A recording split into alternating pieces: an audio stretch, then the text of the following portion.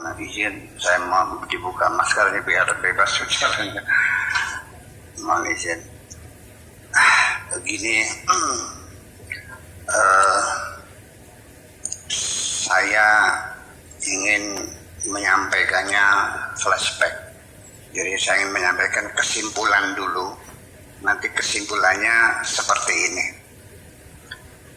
Supaya nanti jangan ada kesalahpahaman para audiens. Kesimpulan dulu, nanti baru kita urai ke belakang. Kesimpulannya adalah nanti seperti ini. Apabila kita ingin menjadi orang yang benar, ingin belajar benar, satu persyaratannya jangan pernah merasa benar. Karena kalau orang sudah merasa benar, itu sudah tidak benar. Nabi Muhammad itu orang yang dijamin benar oleh Tuhan, tetapi dia tidak pernah merasa benar. Pesan beliau kepada umatnya, ya ayuhan nas, tubu ilallah. Wahai manusia, bertobatlah kepada Allah. Fa inni atubu ilallah fil yaumi mi'ata marrah. Karena aku ini bertobat setiap hari 100 kali. Orang yang dijamin benar itu merasa banyak kesalahannya. Karena ketika kita sudah merasa benar, kita sudah tidak benar. Kemudian ditambah lagi, apalagi kalau orang itu merasa paling benar. Itulah makhluk yang paling tidak benar. Karena orang yang merasa paling benar itu berpotensi menyalahkan siapapun yang tidak sama apa yang dia yakini. Dan dia akan bertengkar dengan siapapun yang berbeda pendapat. Dan di penghujungnya orang yang merasa paling benar akan merasa mendapat mandat dari Tuhan yang bisa memaksa orang lain harus seperti apa yang dia yakini kebenaran. Inilah inti awal daripada radikalisme, memaksa orang lain harus seperti dirinya. Ini kesimpulan yang nantinya seperti itu. Pertama kali kita melihat kepada sosok Nabi Muhammad sendiri dengan pertanyaan, apakah Nabi Muhammad itu pernah menghayal atau bercita-cita, berkeinginan jadi rasul? Ini pertanyaan penting. Sebab kalau kita lihat Nabi Muhammad itu sejak kecil dia punya obsesi apa namanya itu. Dia gemar mendamaikan teman-temannya yang bertengkar. Selalu ingin mempersatukan orang, suami istri yang mau bertengkar, mau bercerai juga, beliau intervensi menjaga jangan sampai ada perceraian. Jadi sejak muda Nabi Muhammad itu terkenal sebagai tokoh pemersatu.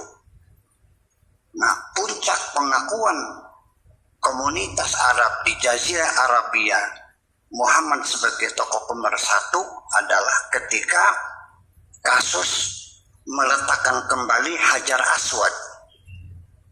Hampir terjadi perang saudara. Yaitu dengan cara yang sangat indah sekali, mengeluarkan sorbannya, lalu Hajar Aswad ditaruh di tengah dan setiap kepala suku memegang ujung sorbannya. Selesai. Dia punya pemikiran yang luar biasa tentang persatuan. Karena pada zamannya ini perang antar kabilah, ya, itu nanti ada sejarahnya khusus Ayyamul Arab, ya, peristiwa-peristiwa perang-perang saudara seperti kitanya tawuran tuh berpuluh-puluh tahun nggak pernah selesai perang saudara di Jazirah Arabia ini. Jadi begitu kentangnya dia tentang persatuan. Maka ketika beliau diutus menjadi Rasul, kira-kira tebak-tebakan saja apa misi dan visi dan misinya. dapat saya jawab dengan pasti, tidak akan jauh dari apa yang ada pada pikirannya, yaitu kata persatuan. Makanya ketika dia menyampaikan visi dan misinya kepada umatnya sebagai Rasul, yaitu adalah mengibarkan benderanya kalimatut tauhid. Kalimatun itu kata, atau kalimat dalam bahasa Indonesianya kalimat, kata. Sudah diadopsi dalam bahasa Indonesia sebagai kalimat. Dan tauhid itu kalau kita konjugasikan, ilmu konjugasi, itu dari kata wahdah, wahid, satu. Maka ketika dikonjugasikan dengan wazan fa'ala yufa'ilu, masdarnya taf'ilan, maka wahada yuwahidu menjadi tauhidan.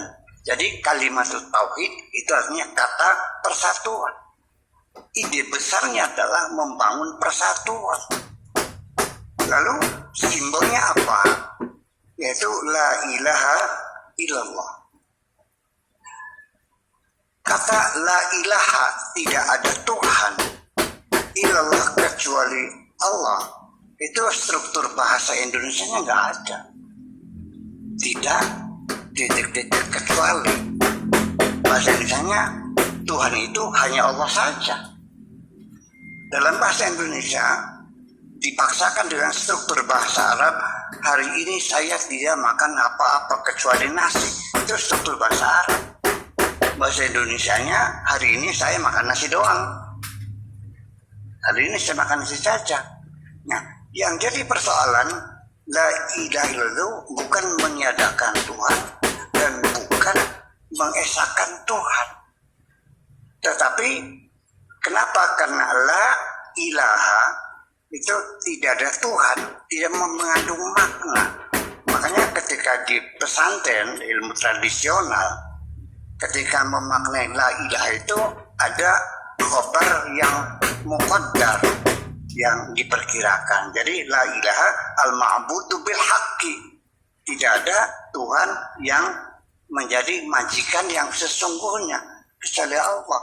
Jadi bukan mengesahkan Tuhan sebagai Tuhan hanya satu, ya, tetapi yang benar-benar majikan itu hanya Allah saja.